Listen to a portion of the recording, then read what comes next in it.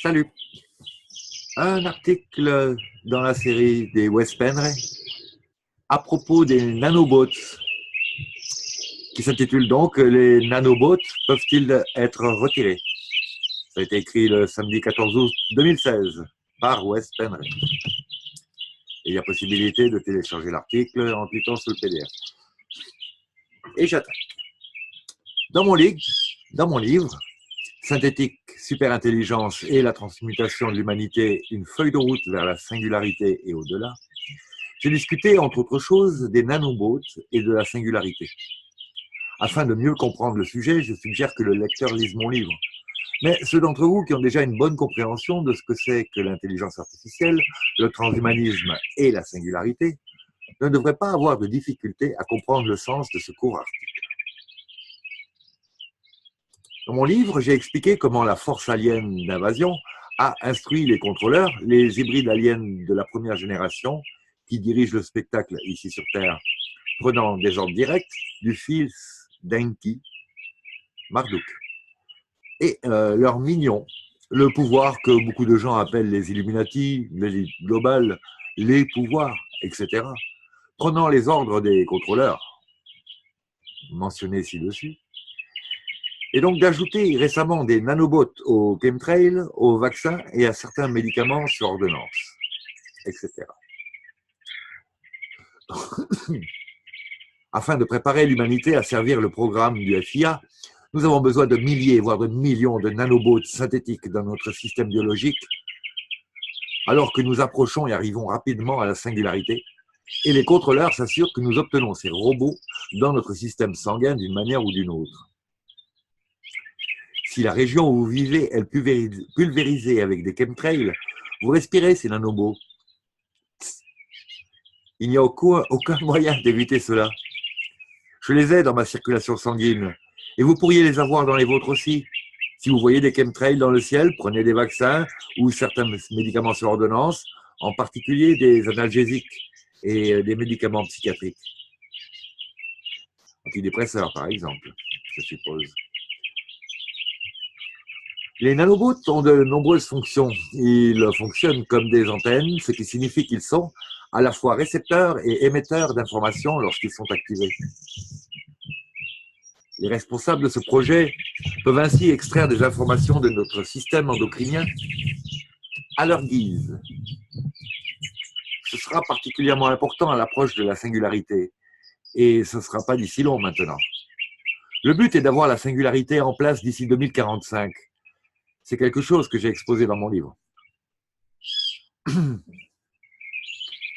Une autre fonction que les nanobots auront est de remplacer éventuellement les cellules de notre corps.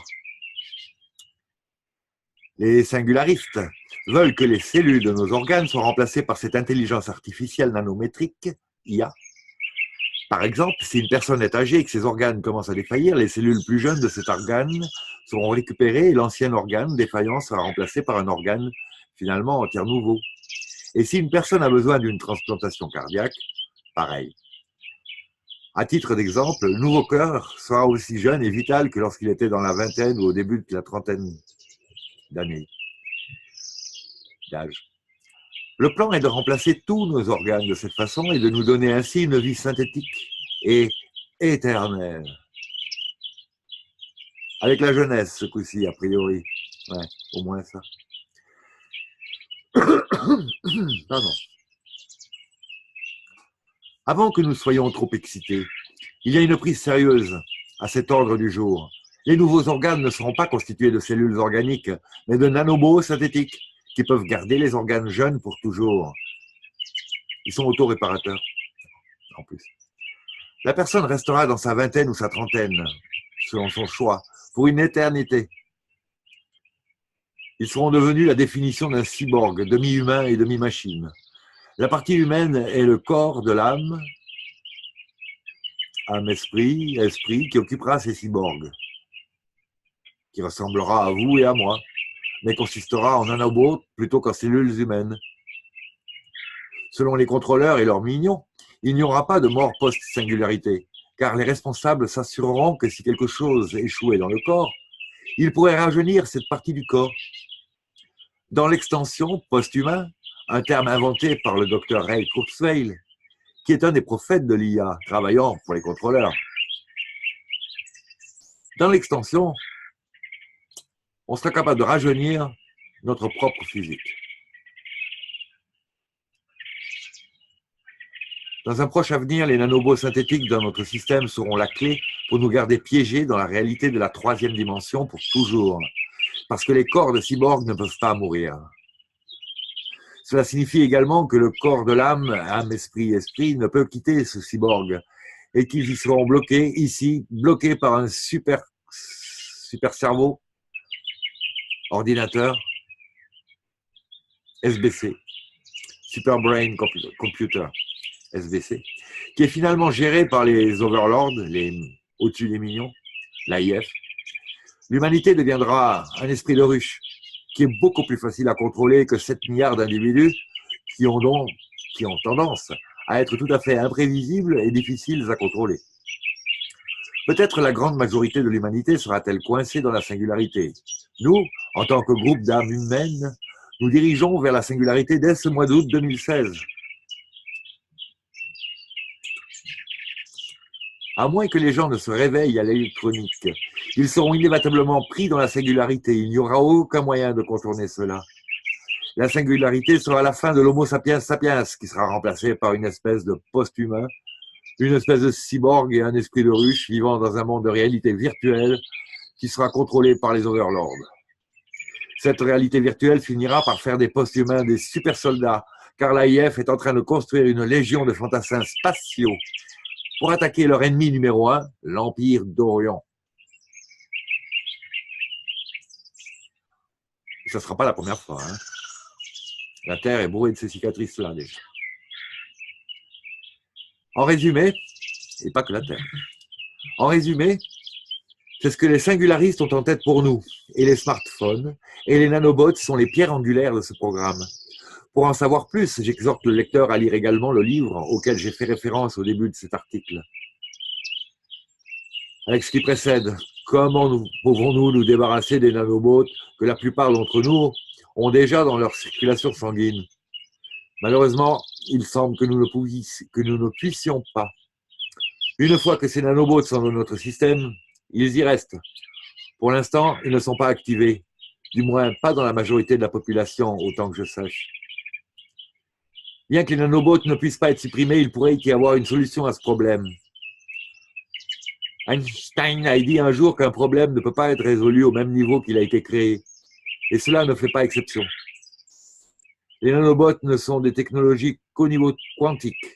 Et pour résoudre ce problème, nous devons aborder la situation au niveau subquantique ou au niveau de l'âme. Oui, je crois qu'au niveau fantique, il y a peut-être une solution. De la même manière qu'eux nous envahissent, on peut les envahir.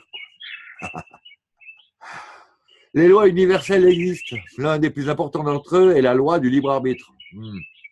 Les overlords peuvent nous manipuler autant qu'ils le veulent, aussi longtemps que nous tombons pour cela, et que nous acceptons leur programme que malheureusement nous, groupe de l'âme humaine, avons accompli tout au long des âges.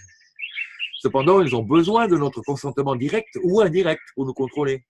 Ils ont déjà notre consentement indirect parce qu'ils révèlent tout leur programme dans leurs médias grand public, dans les films et dans la musique.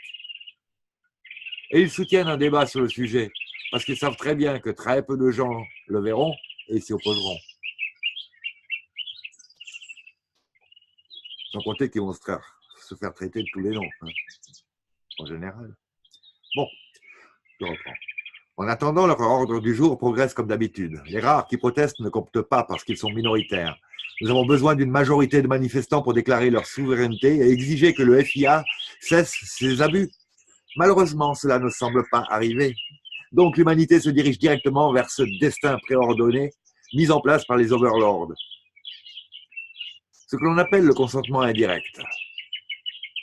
C'est ça.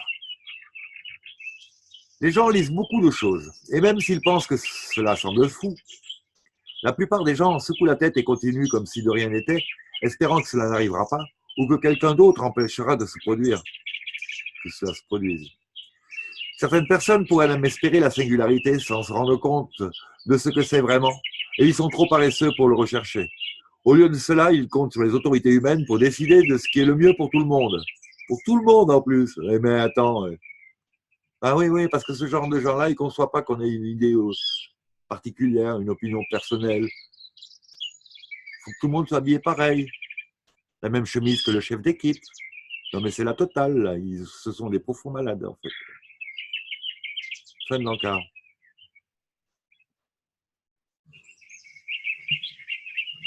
Le temps que ça bug. C'est là que la solution entre en jeu. Les overlords ont besoin de notre consentement, alors choisissons de refuser. Ne le leur donnons pas. Nous pourrions avoir des nanobots dans notre système, mais nous ne voulons pas qu'ils soient activés. Jamais. De plus, nous ne voulons rien avoir à faire avec la singularité. Nous devons envoyer individuellement une intention claire dans l'univers. Vous devez déclarer que vous êtes un être spirituel souverain. Vous ne donnerez pas votre consentement pour activer des nanobots et vous ne voulez pas faire partie de la singularité de quelque manière que ce soit, ou de quelque forme que ce fût. S'il vous plaît, envoyez cette intention comme une pensée claire, concentrée, mais légère, et laissez-vous la s'étendre pour inclure l'univers entier, afin que tout le monde là-bas puisse l'entendre. Mettez-la en vibration, en résonance. C'est ainsi que nous communiquons avec les overlords et n'importe qui d'autre qui existe dans le multivers. Ils nous entendront et ils sauront sans doute que nous refusons de donner notre consentement pour devenir des cyborgs. Par conséquent, le FIA ne devrait pas être en mesure de poursuivre son programme pour nous parce que nous déclarons clairement notre refus de participer. Je n'ai aucune garantie totale que cela fonctionnera. Ouais. Mais cela devrait fonctionner, à moins que les overlords aient aussi des moyens de manipuler une telle résistance. Cependant, si nous envoyons des pensées claires qui soulignent notre souveraineté en tant qu'être spirituel, cela devrait être accepté. S'ils vont de l'avant, de toute façon, ils enfreignent la loi du libre arbitre. Et ils ne veulent pas le faire parce que ça les rend susceptibles d'être poursuivis à l'avenir par une autorité supérieure s'ils se font prendre. Par conséquent, j'invite tous ceux qui lisent cet article à envoyer cette intention dès que possible. Merci d'avance pour votre participation.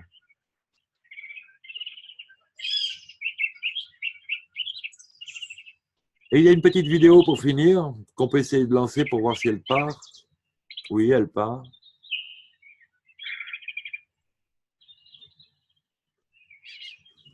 Il n'y a pas de son, mais c'est pas grave. Donc, c'est un nanobot qui se balade là dans l'espace interstitiel, intercellulaire, ou neuronal, a priori, peut-être, parce qu'on voit qu'il va s'accrocher à un neurone. Il va balancer ces petites brides qui vont s'accrocher aux axones,